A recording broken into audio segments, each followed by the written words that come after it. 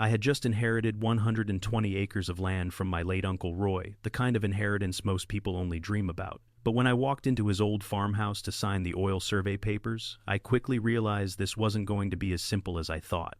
The door swung open, and Marissa Grant, the HOA president, walked in with Sheriff Lewis behind her. No greetings, no pleasantries. Marissa tossed a folder on the table with a cold smile. "You don't have the right to sign anything," she said, her voice sharp as a knife. I looked at the document in front of me, mineral rights transfer dated 2024, with my uncle's signature at the bottom. But my uncle hadn't been able to sign anything that year. His Parkinson's had taken that from him. Marissa wasn't just here to negotiate. She was here to take what was mine, the land, and the oil beneath it. I stood up, fists clenched. "You think this is over?" Marissa's smile only grew. "You have no idea what you're up against." Marissa Grant wasn't just the president of the HOA. She was the one pulling all the strings in this community. Before the protagonist inherited the land, it was nothing but a worthless farm. At least, that's how it seemed to Marissa. But once the oil beneath it was discovered worth millions, her interest in the land shifted.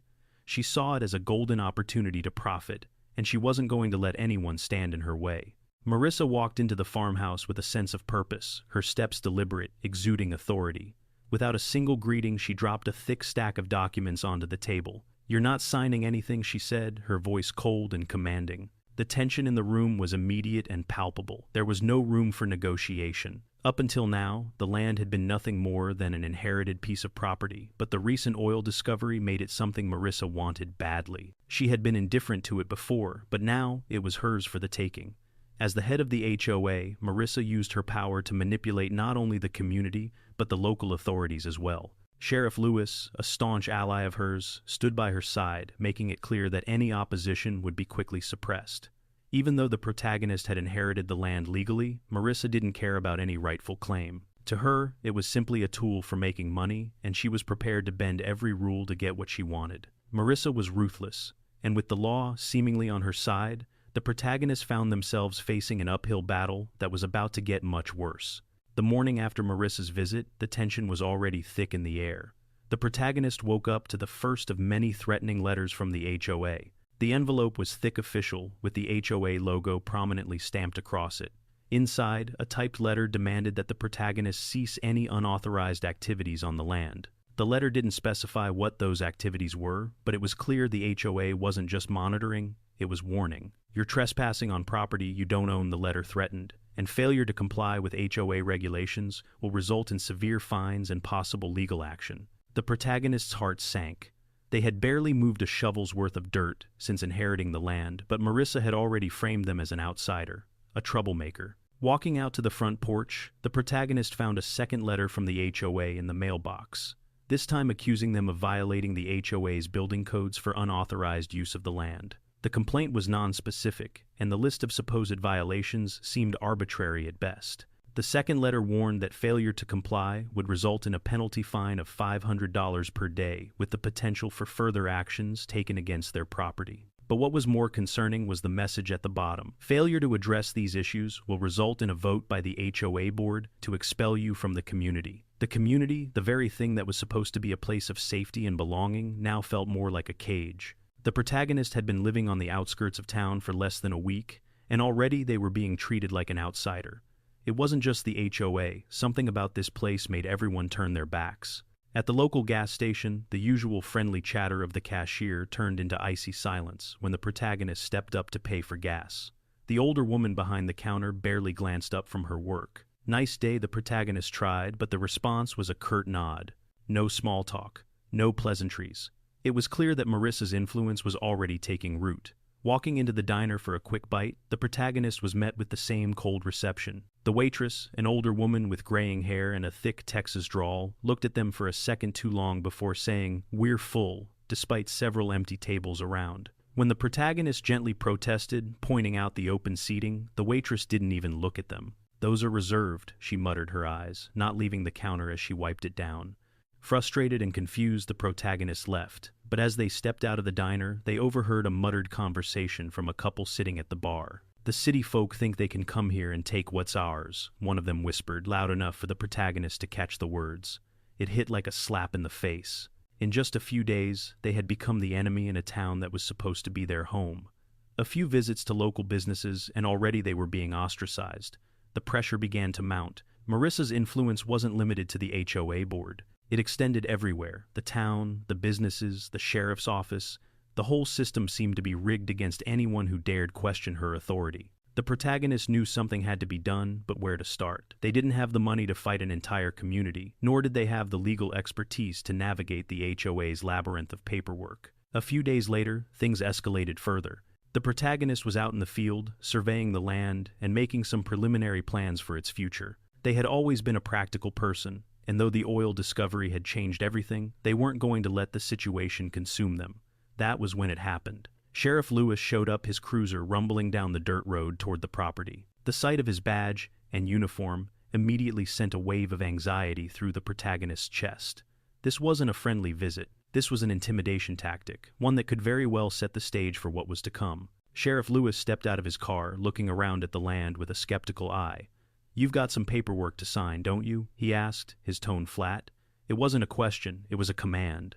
The protagonist hadn't yet started anything official with the land, hadn't even done much other than take a few initial steps toward figuring out what their uncle's land was really worth. But now, with the sheriff standing in front of them, it felt like a warning. "Marissa sent me," Sheriff Lewis continued, his hands resting on his hips, his gaze sharp. "You're out here making changes. There are rules and you need to follow them. The HOA doesn't take kindly to people who break the rules." The words were loaded, the unspoken threat hanging in the air like a storm cloud ready to burst. The protagonists tried to keep their composure, but the mounting frustration and pressure were starting to overwhelm them. "I haven't broken any rules," they shot back, trying to defend themselves. "I'm just trying to understand the situation. I've inherited this land. I'm trying to get things in order." Sheriff Lewis didn't respond. He simply gave a tight-lipped nod and turned to leave, his parting words as chilling as the winter wind. "I'd keep a low profile if I were you. People around here don't take kindly to outsiders stirring things up." The warning was clear. If the protagonist didn't play along, they'd be left to deal with the consequences alone.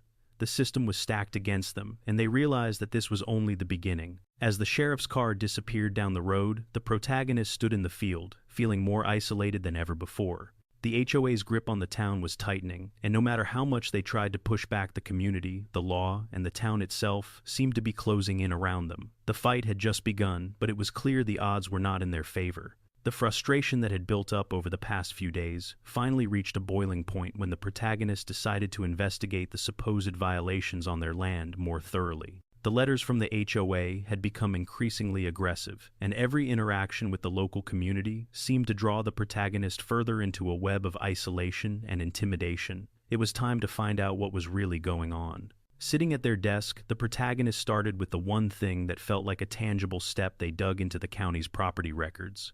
Their uncle's records were clear, but the question still gnawed at them. Why had Marissa and the HOA become so desperate? What was the real purpose behind all the harassment? As they sifted through the documents, it became clear that something wasn't right. One document stood out in particular, Amendment 12B, the very one that had Marissa so eager to get the protagonist to sign away the oil rights. It had been filed years ago, purportedly by their uncle Roy Anderson. But when the protagonist closely examined the filing, something didn't add up. The signature on the document, which Marissa had presented as proof of their uncle's agreement to transfer mineral rights to the HOA, wasn't just forged, it was too neat, too uniform. It didn't match Roy's shaky handwriting from years before. The protagonist's heart raced. This wasn't a minor clerical error. This was outright fraud. The revelation sent a chill down their spine. The HOA's pressure wasn't just an attempt to control. It was part of a much larger scheme. As the protagonist kept digging, it became clear that Amendment 12B wasn't the only suspicious document. There were more buried deep in the system, documents that had been filed under questionable circumstances, filings that involved Roy's land, his mineral rights, and the shady dealings of Marissa's HOA. Realizing the stakes had just risen exponentially, the protagonist knew they couldn't do this alone. The next logical step was to bring in a lawyer, but they didn't have the money to hire one, especially not in a town where nearly everyone seemed to be under Marissa's thumb. With a heavy heart, they reached out to the only law firm in town that had handled cases against the HOA in the past. They had to know what was really going on. The response was swift and discouraging. The first attorney they called barely took the time to listen. "We have a conflict of interest with some of the parties involved," the receptionist said, cutting the protagonist off. "You might want to find someone from outside the area." The second call was a repeat of the first, only this time the lawyer was blunt. "You're not going to find any legal representation here," he said. "If Gerald Hutchkins is involved, then his influence runs deep. Everyone in this town has worked with him or for him at some point. You're better off getting someone from Austin or Houston who doesn't have to live here after the case is done." This was the turning point. It wasn't just the HOA that was against them, it was the entire local system. The community, the law enforcement, the businesses, they were all linked to Gerald Hutchkins, and by extension to Marissa Grant's growing empire. With nowhere else to turn, the protagonists took a chance. They spent hours calling law firms in Austin and Houston, hoping to find someone brave enough to stand up against the power of the HOA and its influence over Ridgewood. Finally, after days of frustrating phone calls, they found a lawyer willing to listen. Judith Evans, a seasoned attorney who had fought corporate giants in the past, agreed to take on the case. She didn't promise easy victories, but she understood the stakes, and that was all the protagonists needed to hear. The truth was finally starting to surface. The oil beneath Roy's land wasn't just a windfall, it was the key to everything. The criminal conspiracy was bigger than anyone had anticipated. Before Judith could fly out to Ridgewood to begin gathering evidence, the protagonists continued their search, trying to track down any more clues. They began going through the old documents from Roy's belongings that had been kept in a rusted tin box under the bed in the farmhouse. The letters and receipts were mundane, but then one entry caught their attention, an official refusal letter from 2004, written by Roy in response to the HOA's repeated attempts to seize his mineral rights.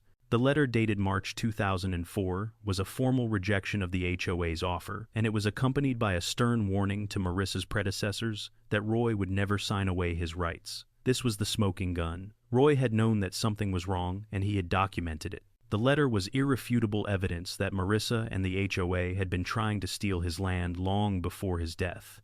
That night, the protagonists stayed up late preparing to meet Judith Evans in the morning. Their phone rang, interrupting their thoughts. It was Judith. "I've been doing some digging on the side," she said. "There's something else you need to know. It's not just the HOA. There's a whole system of local corruption in place, and Marissa is just the tip of the iceberg." The conversation shifted. Judith explained that she had uncovered something massive. The sheriff was involved in covering up some of the HOA's illegal actions. Sheriff Lewis wasn't just turning a blind eye, he was actively protecting Marissa's interests. It wasn't just the HOA or the town that had been manipulated. It was the entire legal infrastructure that Marissa controlled. The full scope of the scheme was becoming clear. This wasn't just a land grab. It was a criminal syndicate with the local sheriff and legal system at its core. The protagonists sat back in their chair, reeling. They knew it wasn't just about oil anymore, it was about taking down an entire network of corruption. This fight would be bigger than they'd ever imagined. The weight of the situation pressed harder with each passing day. As the protagonists continued their investigation, every new revelation deepened the conflict. What had seemed like a personal battle over land rights had escalated into a confrontation with a full-fledged conspiracy. The more they uncovered, the more the truth began to form. Marissa Grant was not just after a piece of land, she was after a fortune. One morning, as the protagonist pored over legal documents and emails sent between Marissa and her network of associates, the true scope of her intentions began to unfold.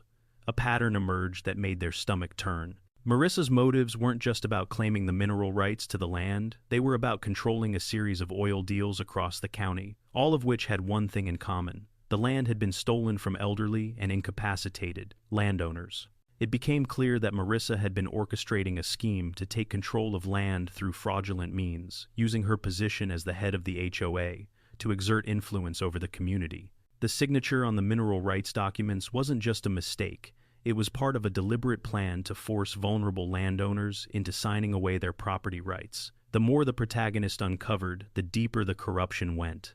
Through a series of emails between Marissa and a company called Parian Energy, the protagonist discovered that she had been brokering deals for mineral rights on multiple properties across the county, including their own uncle's land. The revelation hit like a punch to the gut.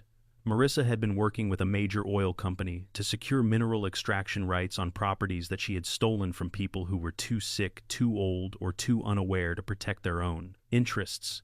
But there was more. The land was only the beginning. Marissa wasn't just focused on the oil, she was planning to leverage her control over the county's land and resources to build a vast network of business dealings with Parian Energy. If the land deal went through, she would gain substantial financial leverage, effectively putting her in control of the county's oil reserves. The stakes had gone from personal to systemic. The final piece of the puzzle came when the protagonist unearthed a list of names. Names of elderly landowners who had sold their land under questionable circumstances, all of them in Marissa's sights. They were the same vulnerable targets who had unknowingly transferred their land to the HOA, believing they were just updating their property records or signing for maintenance fees. Among the names were Eleanor Vance, an 82-year-old widow with advanced dementia, and Harold Brennan, who had suffered from post-stroke paralysis when he signed away his mineral rights. For months, Marissa had been orchestrating a scheme that preyed on the weak. She had manipulated these landowners using her position to turn their land into a commodity for corporate exploitation. The reality was ugly, and it was worse than anyone could have imagined. Marissa had been using the HOA to mask her real goal, a vast oil operation disguised as community oversight built on theft, coercion, and fraud. The protagonist's anger was palpable as they sifted through the remaining documents. These names, these signatures, they all represented people who had been taken advantage of by someone they had trusted. But what made the discovery even more infuriating was the fact that Marissa had been so methodical, so careful in her manipulation of the legal system and local officials. She had covered her tracks, used her influence to shut down any investigations, and ensured that the local law enforcement led by Sheriff Lewis would turn a blind eye. The protagonists knew they couldn't stand by any longer. The stakes had grown too high. It was no longer just about the land. It was about the system that had been corrupted from the inside out. With Marissa's motives now clear, the protagonists made the decision to go public. But they knew it wouldn't be easy. The system was rigged, and the HOA's influence extended far beyond just the community. The protagonist would need to gather proof, more evidence, anything that could expose Marissa's illegal activities and break the grip of the corrupt system she had built. Marissa's greed, her utter disregard for the community she was supposed to serve, had finally been laid bare. But that didn't mean the fight was over. In fact, it was just beginning. The protagonists now realized they had to battle not only Marissa, but the entire network she had carefully constructed, and they would need to use every resource at their disposal to fight back. As the pressure mounted and the realization hit that Marissa's scheme was even bigger than the protagonist had initially believed, they knew they couldn't fight this battle alone. The corrupt ties between the HOA, Marissa, and the local authorities had become undeniable. Sheriff Lewis, once thought to be merely a passive bystander, was actively protecting Marissa's interests, making it clear that the local law enforcement was not on their side. The protagonist knew it was time to call for backup people from outside Ridgewood, people who wouldn't be swayed by Marissa's power. The protagonist's first call was to Judith Evans, a lawyer from Austin who had already shown interest in the case. Judith had been vocal about Marissa's influence, and her reputation in the legal world was impeccable. She didn't promise easy victories, but she did offer the protagonist hope. She understood how local networks of corruption worked, and most importantly, she knew how to navigate through them. When Judith arrived in Ridgewood, the protagonist felt a sense of relief. Finally, they weren't alone in this fight. They immediately got to work going over the piles of evidence collected so far. Marissa's fraudulent documents, the list of names of vulnerable landowners, and the shady connections to Perry and Energy. Judith had brought with her an investigator who began reviewing county records with a fine-tooth comb. The deeper they went, the more they uncovered. As Judith sifted through the legal papers, she discovered that the county's official records were riddled with discrepancies. Some documents had been altered, others were missing altogether. In some cases, property records had been recorded with the wrong dates or by officials who were no longer in office. It was becoming painfully clear that the system Marissa had built to hide her tracks was extensive, and the odds of finding someone within the local government who wasn't complicit were slim. But it wasn't just the local officials who were causing problems. The protagonist's attempts to secure outside help from the state level were met with resistance. Every phone call to the Texas Attorney General's office, every email sent to the district court seemed to vanish into a void. Judith quickly realized that it wasn't just the sheriff and local government who were under Marissa's influence. The entire legal framework around Ridgewood County was compromised. The protagonist, now fully aware of how deep Marissa's connections ran, decided to focus on shifting the legal balance. They couldn't rely on the local courts or authorities anymore. Their only option was to take the fight outside of Ridgewood to challenge Marissa's fraud in a jurisdiction where her influence didn't reach. Judith suggested filing the lawsuit in Travis County, a larger jurisdiction with a reputation for being less susceptible to Marissa's control. The protagonist, armed with Judith's expertise, began drafting the quiet title lawsuit, a legal move that would force a formal declaration of ownership over the disputed land. The lawsuit would demand that the court recognize the protagonist as the rightful heir to the land and invalidate Amendment 12b, the fraudulent document that Marissa had used to try to seize the mineral rights. Judith also advised them to file a public records request with the county clerk's office to expose the full extent of the fraud. This, however, proved to be another challenge. When the protagonist tried to obtain public records that could prove the chain of manipulation in Ridgewood, they were met with stonewalling. The county clerk, Martha Campbell, was nowhere to be found. No one knew where the records were, and every official document the protagonist requested seemed to be conveniently misplaced. Frustrated but determined, the protagonist turned to a more direct approach. They started making regular visits to the county clerk's office, hoping to find someone who would be willing to break rank. After several failed attempts, they struck a conversation with Linda, a low-level clerk who had worked at the office for over 20 years. Linda was cautious at first, but the protagonist's persistence eventually paid off. "I know something's wrong," Linda admitted quietly one afternoon, glancing around nervously. "There's been talk about files going missing, important people coming in late at night, and things just disappearing." Linda's revelation was a breakthrough. It was clear that Marissa's influence was not limited to the sheriff's office. The entire county clerk's office seemed to be involved in hiding the fraudulent documents. The protagonists now had the confirmation they needed. Marissa had orchestrated a vast, localized network of corruption that reached into the very fabric of the county's legal and governmental systems. As the investigation progressed, the tension in Ridgewood grew.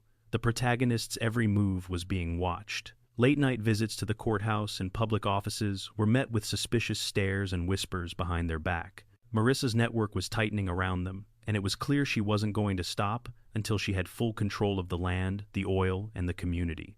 But things were about to take a different turn. One morning, as the protagonists walked to their truck, they found a mysterious envelope tucked under the windshield wiper.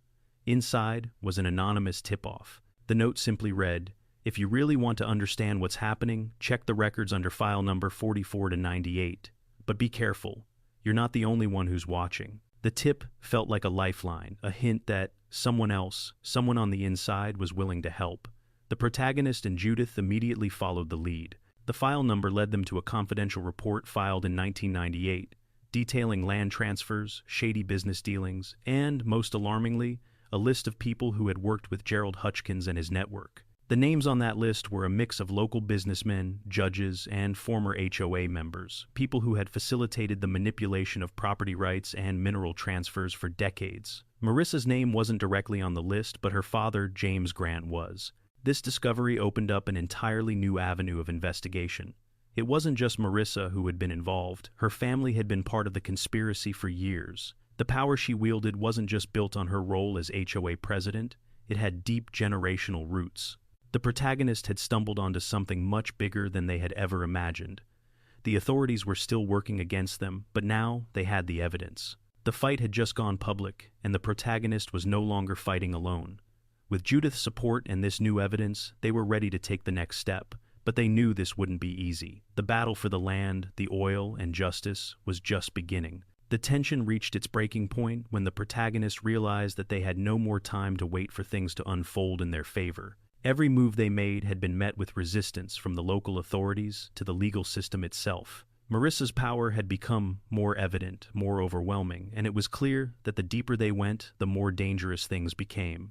There was no turning back now. The final straw came when the protagonist received yet another official letter from the HOA, demanding payment for supposed back fees for land maintenance. The amount $47,000 was absurd, especially considering that their uncle had never owed a cent for such services. This was just another way Marissa was pushing for ownership, attempting to force the protagonist into a corner where they would have no choice but to give up the land. It was at this point that the protagonist made the decision it was time to go public. They couldn't keep quietly investigating in the shadows, hoping someone would come forward.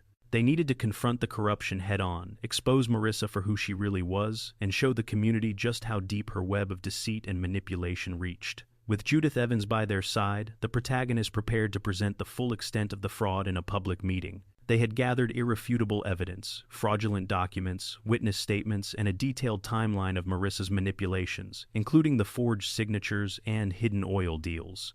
The idea was simple: lay it all out for the community, present the evidence, and force Marissa to answer for her actions. But they knew this wouldn't be easy. The HOA had grown too powerful, and with Sheriff Lewis on Marissa's side, there was a very real risk that the entire system could come crashing down on them. The protagonist had to tread carefully, knowing that the moment they went public, there would be no turning back. As the day of the meeting approached, the protagonist made sure they were ready. They contacted the few people in the community who were still willing to speak out, neighbors who had witnessed Marissa's shady dealings, residents who had been victimized by her influence. These people were now beginning to see through her facade, and they were ready to join the fight. When the day finally came, the community hall was packed. The tension in the air was palpable, and the atmosphere was thick with anticipation. Marissa sat near the front, exuding her usual air of confidence, but there was a hint of unease in her eyes. She had no idea what was coming. The protagonist, standing at the front of the room with Judith, took a deep breath and began to speak. They started by explaining the situation, the inheritance of the land, the discovery of the oil, and the apparent actions of the HOA under Marissa's leadership. The crowd was silent, listening intently. Then, as the protagonist revealed the forged signatures and the shady dealings with Parian energy, the mood in the room began to shift. The first wave of evidence came in the form of the fraudulent mineral rights transfer, which was not just a mistake, but a deliberate act of deceit. Marissa's smile faded as the evidence was laid out in front of everyone. The documents, the signatures, the timeline, all pointed directly to her involvement in a scheme to steal the mineral rights and manipulate the legal system to her benefit. The community started murmuring, and for the first time, Marissa's control began to slip. She attempted to interrupt, to regain her footing, but the protagonist was resolute. They presented the full scope of the fraud, connecting the dots between the forged documents and the oil deals Marissa had been secretly brokering. The crowd was stunned, but the protagonist could see the change beginning.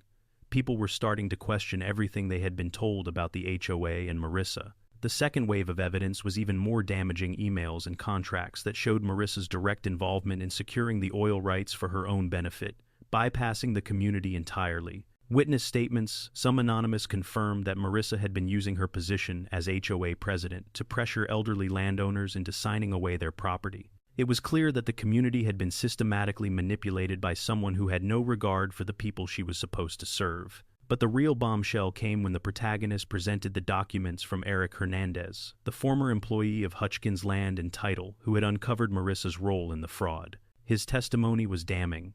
The room fell silent as Eric's first-hand account of the illegal activity was read aloud. Marissa's involvement in the scheme was exposed for all to see, and the truth was undeniable. As the last piece of evidence was revealed, there was a shift in the room. The community had begun to turn on Marissa. Some residents stood up, speaking out about their own experiences with the HOA's corrupt practices. The supporters of Marissa, those who had once praised her as a leader, now found themselves speechless, unable to defend her actions. It was clear now Marissa's empire was crumbling, but she wasn't going down without a fight. As she stood up to defend herself, her voice was shaky, her usual confidence replaced with desperation. She tried to frame the protagonist as a troublemaker, accusing them of fabricating evidence and attempting to destroy the HOA's reputation. But her words were hollow, falling flat as the community began to reject her narrative. Then came the twist. Sheriff Lewis, who had been sitting quietly in the back, stood up to intervene. But instead of supporting Marissa, he hesitated. The weight of the evidence was too much to ignore, and for the first time, he seemed unsure of which side to take. As the meeting continued, the room erupted into chaos. Some residents were now calling for Marissa's resignation, others demanding a full investigation. The protagonist had successfully exposed the truth, but the real battle was only just beginning. The moment the final piece of evidence fell into place, everything changed. The protagonist could feel the shift in the air, a palpable tension that couldn't be ignored. They had crossed the line into a battle where there was no turning back. Marissa Grant's once untouchable grip on the HOA, the community, and the entire county was beginning to slip. It was time to act decisively. The community meeting had been a success, but it was only the beginning. As the evidence was presented, some of the more skeptical residents started to speak out, asking for more details and showing genuine concern about the corruption in their midst. The whispers began to spread through the crowd, but that wasn't enough. The protagonist knew they had to expose Marissa's scheme fully, and the stakes had never been higher. The protagonist's first move after the meeting was to organize a public whistleblower event. A few members of the community had reached out privately, voicing their concerns about Marissa and the HOA's misconduct. But these people were afraid of losing their homes, their families, or being ostracized by the very community they had lived in for years. The protagonist convinced them to stand up and speak out. They needed to be on the record. Their testimony would be the final nail in the coffin for Marissa's carefully crafted empire. The protagonist contacted Eric Hernandez, the former Hutchkins Land and Title employee who had blown the whistle on the illegal land transfers. Eric's testimony was essential. He had seen firsthand how Marissa had manipulated documents and used her influence over local authorities. They spent hours preparing, ensuring every piece of the evidence was ready to be presented. They knew that one wrong move could cause the case to unravel, but with the weight of the documents, the emails, and the testimonies from those who had been silenced for so long, the protagonist finally felt ready to make their next move. Meanwhile, the pressure from the local authorities had reached a boiling point. Sheriff Lewis, who had remained on Marissa's side throughout the process, now found himself in a difficult position. The evidence was too damning. He had no choice but to confront the reality that he had been complicit in the scheme. At first, he tried to intimidate the protagonist, hoping they would back down, but they stood firm. The protagonist had crossed the line. They couldn't stop now, and neither could Sheriff Lewis. He realized that he was facing a much larger battle than he had ever anticipated.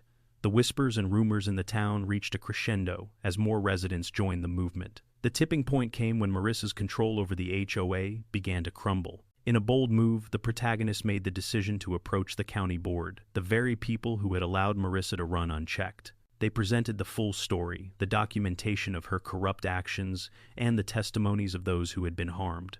As expected, the board tried to stall, but this time the community's support was undeniable. The board was no longer in a position to protect Marissa. With judicial and media pressure mounting, the final domino fell. The sheriff was forced to act. Faced with an overwhelming tide of evidence and public demand for accountability, Sheriff Lewis was no longer able to protect Marissa. The investigations into her illegal activities expanded, as county officials were forced to admit the extent of her corruption. The local sheriff was suspended, pending investigation into his ties to the HOA and the fraud scheme. At this point, Marissa's back was against the wall. She had tried to control the narrative to paint the protagonist as a troublemaker, but the truth was undeniable. Her power had always been built on intimidation, on using the HOA as a shield for her personal gain. But now the shield had cracked, and the public had seen the real Marissa Grant. The protagonist knew that exposing the truth wasn't enough. They had to ensure Marissa's downfall was complete. They were prepared to go further. With the sheriff out of the picture and the county board scrambling, the protagonist took the next step publicly, demanding the dissolution of the HOA. The timing was crucial. They organized a public rally with the help of the residents who had finally found their courage. Armed with legal documents, witness testimonies, and undeniable proof of fraud, they marched to the town square, demanding justice. Marissa's involvement in the scandal was now a matter of public record, and the citizens of Ridgewood were no longer willing to stand by while she continued to abuse her power. The protagonist's message was clear. The HOA, as it had existed under Marissa's control, was no longer legitimate. It had been corrupted by greed and fraud. The community would now take matters into their own hands and begin the long process of reclaiming their land, their homes, and their rights. As the rally unfolded, Marissa attempted to make a last-ditch effort to salvage her reputation, but the crowd was unforgiving. The evidence had already been presented, and the people had made their decision. With Marissa's grip on power slipping, the protagonist stood at the center of the rally, knowing they had reached the point of no return. There was no backing down now. The fight was just beginning, but this time Marissa had no more tricks left to play. The community hall was packed, the air tense with anticipation. The protagonist stood at the podium, staring down at the papers that would expose everything, the documents that would reveal Marissa Grant's corruption. Across the room, Marissa, the HOA president, sat stiffly, her usual confidence replaced by an almost imperceptible edge of fear. She knew what was coming. The protagonist's voice rang out steady and calm. "This is about my uncle's land, the land that was stolen. The land that Marissa Grant and the HOA tried to take by forging documents and manipulating the system. And today, we have proof." With a swift motion, the protagonist clicked a button, and the first slide appeared on the screen. It was the Amendment 12B, the mineral rights transfer allegedly signed by the protagonist's late uncle Roy Anderson, but that signature was forged. The room fell silent, and Marissa shifted in her seat, her face going pale. She opened her mouth, but the protagonist continued unwavering. "In 2005, my uncle was suffering from late-stage Parkinson's. He couldn't even hold a pen, let alone sign any documents. But somehow his name appears here on a document that transferred mineral rights to the HOA. The protagonist clicked to the next slide, medical records, showing the undeniable fact that Uncle Roy was incapable of signing documents in 2005. The room was still, everyone absorbing the truth. Marissa's usual charm and composure began to crack, replaced by a nervous twitch in her jaw. This signature, the protagonist continued pointing to the document, was never made by my uncle. It was forged, and it was used to steal his land, and with it the oil beneath it. The community members began to murmur, slowly realizing the extent of the fraud. The protagonist didn't wait for the whispers to subside. They clicked to the next slide, emails and contracts that showed Marissa's involvement in secretly brokering deals for the oil rights. The HOA wasn't just a community organization. It had become Marissa's personal tool for profit. Here, the protagonist's voice was firm. Now are the emails between Marissa and Perian Energy, the company that stands to profit from the oil rights. Marissa has been using the HOA as a front to steal from the community. Marissa stood up abruptly, her voice rising in panic. "This is all lies," she shouted, trying to regain control. "I've dedicated years to this community. I've worked hard to make it better. You don't have any proof. This is all fabricated." But the room wasn't buying it anymore. The evidence was irrefutable. The protagonist stepped forward, clicking to the next slide, revealing a whistleblower's testimony. Eric Hernandez, a former employee at Hutchkins Land and Title, who had uncovered the fraud. The whistleblower's statement confirmed that Marissa had manipulated the local officials, including Sheriff Lewis, to cover up her illegal deals. The crowd was no longer silent. The murmurs turned to full conversations. People began to look at each other in disbelief, the reality of Marissa's schemes settling in. One by one, the supporters of Marissa began to turn away, their loyalty wavering, as the facts became undeniable. But Marissa wasn't finished. She turned to the board, her last line of defense. "You can't let this happen," she pleaded. "You can't believe this man. I've served this community for years. I'm the one who's always been there for you." The board members shifted uncomfortably in their seats, their eyes darting from Marissa to the protagonist. They had seen the evidence. They couldn't deny the truth anymore. Marissa's grip on the community was slipping, and for the first time, she seemed vulnerable. The protagonist, seeing the change in the room, stepped back. "I didn't want to do this," they said, their voice steady but filled with emotion. "But you forced my hand. The land is mine, my uncle's legacy is mine, and I'm not going to let you steal it." Marissa, now visibly shaking, stood up from her seat, her face flushed with anger. "This isn't over," she hissed, but the words fell flat. The room had already turned against her, and the community was beginning to see the truth for the first time. As the tension in the room reached a peak, Sheriff Lewis stood up, his expression unreadable. The protagonist caught his eye, and for the first time, the sheriff seemed uncertain. His loyalty to Marissa had been unwavering until now, but with the evidence laid out before him, he knew he couldn't protect her anymore. The room had changed. The power dynamic had shifted. And for the first time, it was clear that Marissa's empire of corruption was on the verge of collapse. The room was electric with tension as the protagonist clicked through the slides, each revealing damning evidence against Marissa Grant. The first wave had already struck hard: the forged documents, the manipulated signatures, and Marissa's manipulation of her position to steal land and profits. But there was more, and the protagonist knew it was time to bring it all to light. The protagonist's voice rang through the room, steady and unyielding. "Here's where it gets even worse," they said, flipping to the next slide. The audience fell silent, watching intently, as the protagonist revealed a series of email exchanges between Marissa and Perian Energy, a company that had been negotiating for the oil rights beneath the protagonist's land. The emails clearly showed that Marissa had been working behind the scenes, brokering deals for her own benefit, long before she had the legal right to the land. These emails, the protagonist continued, showed that Marissa wasn't just running an HOA, she was lining her pockets with oil profits before the land was even in her name. They clicked again, and the screen flashed with more evidence. Here is a contract from Perian Energy that Marissa helped negotiate. She didn't just want the land, she wanted the oil, and she was willing to exploit every loophole to get it. The room was dead silent, now the reality of the situation sinking in. Marissa, once the respected president of the HOA, was now exposed as a manipulative fraud. She stood frozen as the protagonist presented the next slide, a forensic report on the signatures. "These signatures," the protagonist said, "are forgeries, plain and simple. Experts have confirmed that the handwriting isn't even close to my uncle's." Marissa knew exactly what she was doing when she signed those documents. Marissa's composure began to crack. Her eyes darted around the room, seeking support, but no one was on her side anymore. The people she had manipulated for years were now staring at her with disgust. She tried to stand a protest, but her words faltered. This wasn't just about stealing land, the protagonist went on. This was about a well-laid plan to rob a community. Marissa wasn't acting alone. She had a network of complicit officials helping her every step of the way. The protagonist clicked again, and the next slide came up a list of names, local officials, board members, and real estate agents who had been involved in the scheme. These individuals were complicit, the protagonist said, pointing to the list. They helped Marissa manipulate records and forge signatures, all for the sake of personal gain. These weren't just bureaucrats, they were criminals helping her steal from you.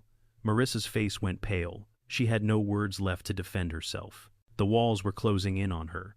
The protagonist stepped closer to the podium, each word like a hammer, striking the final nail into her coffin. Marissa wasn't just stealing land. She was stealing from every one of you, the protagonist said, voice rising. And here's the final piece of evidence. A whistleblower's testimony from within the HOA.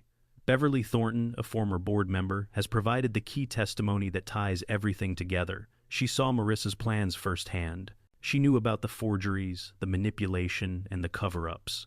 The room was on edge as the protagonist presented Beverly's statement. Beverly Thornton was afraid to speak out at first, but she couldn't stay silent anymore. She's the one who kept the records that show Marissa's criminal actions, and today she stands with me, not against us.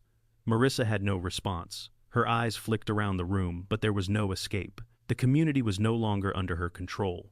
The protagonist turned to face the crowd, their eyes steely with determination. This is not just about me or my uncle. This is about the integrity of our community. This is about standing up to corruption when it's right in front of us. The protagonist's words echoed through the room. The evidence was undeniable. Marissa had no excuses left. She had manipulated the system for years, using the HOA as her personal vehicle for profit. But now, the truth was out. The community had seen it, and they were done with her lies. The room erupted into whispers, people shaking their heads in disbelief, others standing and pointing at Marissa. For the first time, she wasn't the one in control. The community was waking up. Marissa opened her mouth to speak, but the words didn't come. Instead, she sat back down, defeated. She knew the game was up. The atmosphere in the room was nothing short of surreal as the finality of the confrontation settled in. The community, once divided, was now united in their collective sense of justice. The protagonist had fought not just for land, but for the community's freedom from Marissa's iron grip. Neighbors who had once avoided eye contact now approached with tentative smiles, some offering apologies, others offering solidarity. The weight of the years of manipulation and deceit was starting to lift. People began speaking freely, sharing their relief at the knowledge that the truth had won out. For the protagonist, it was a quiet relief. There was no wild celebration, no grand gesture, just the small, steady comfort of knowing that the fight was over and justice had been served. They walked through the community hall, receiving nods of approval, even a few pats on the back from familiar faces. But it wasn't about the recognition. It was about knowing they'd protected Uncle Roy's legacy, restored the integrity of their family, and freed the community from the control of one corrupt individual. The legal fallout was swift and decisive. The day after the meeting, authorities moved quickly, with Marissa Grant arrested on multiple charges of fraud, forgery, and conspiracy. The HOA was forced to pay restitution to the affected landowners, including the protagonist, as part of the legal settlement. The community, devastated by the betrayal, began to rebuild. The board members who had supported Marissa were ousted, their involvement in the scheme exposed. For the first time in years, the neighborhood was on the path to healing. Even Sheriff Lewis, once Marissa's steadfast ally, faced consequences for his role in shielding her from justice. He was removed from office and indicted on obstruction of justice charges. The town, once divided, now rallied behind the protagonist's fight for justice. But the legal changes didn't end with Marissa's arrest. The HOA bylaws were overhauled, ensuring that something like this would never happen again. A new board was elected, and for the first time in a long while, there was transparency in the HOA's dealings. The protagonist, exhausted but resolute, watched as the community took its first steps toward rebuilding. The protagonist stood on the land that had been rightfully theirs all along, a calmness washing over them. The oil rights were theirs to claim, but it wasn't about the money. It was about the legacy, about the family history that had been fought for and preserved. They walked across the overgrown fields. The winds that had once carried uncertainty now felt like a breeze of new beginnings. The barn, though weathered, stood proudly, its roof a little less sagging than it had been the day they'd inherited the farm. There was something symbolic about it. Just as the land had been neglected, it had now been renewed, just like the protagonist's fight for justice. As they stood at the edge of the property, looking over the vast expanse of land, the protagonist felt a deep sense of peace. There was nothing left to prove.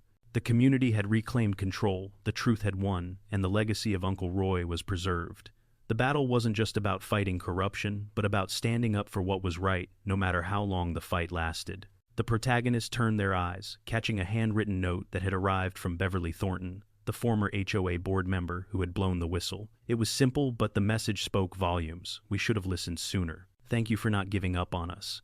They tucked the note into the back pocket of their jeans and smiled.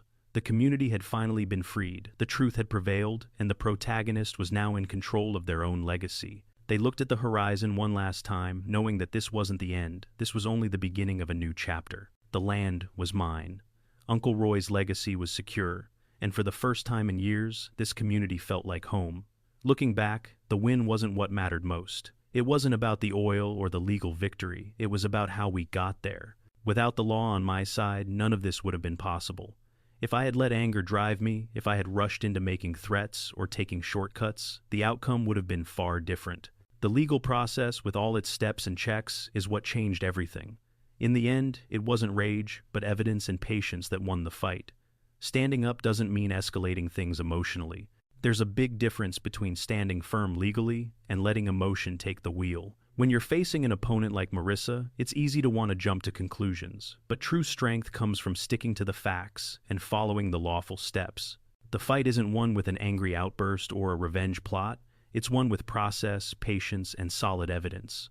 My advice, keep your records in order, especially when dealing with officials. Always know where to find public records and keep an eye on any filings that might affect you. And, when things get complicated, don't hesitate to get the right help. Attorneys and authorities are there for a reason. Use them wisely, but let the facts guide you. Don't let emotions cloud your judgment. Communities thrive when people respect the law. When they do, even those in power can't escape the truth. The real strength isn't in pushing others down, it's in ensuring the system works for everyone. The land where this all started, the land I fought for, reminds me of that. When it's treated with care and respect, like any good community should be, it stands strong against all challenges.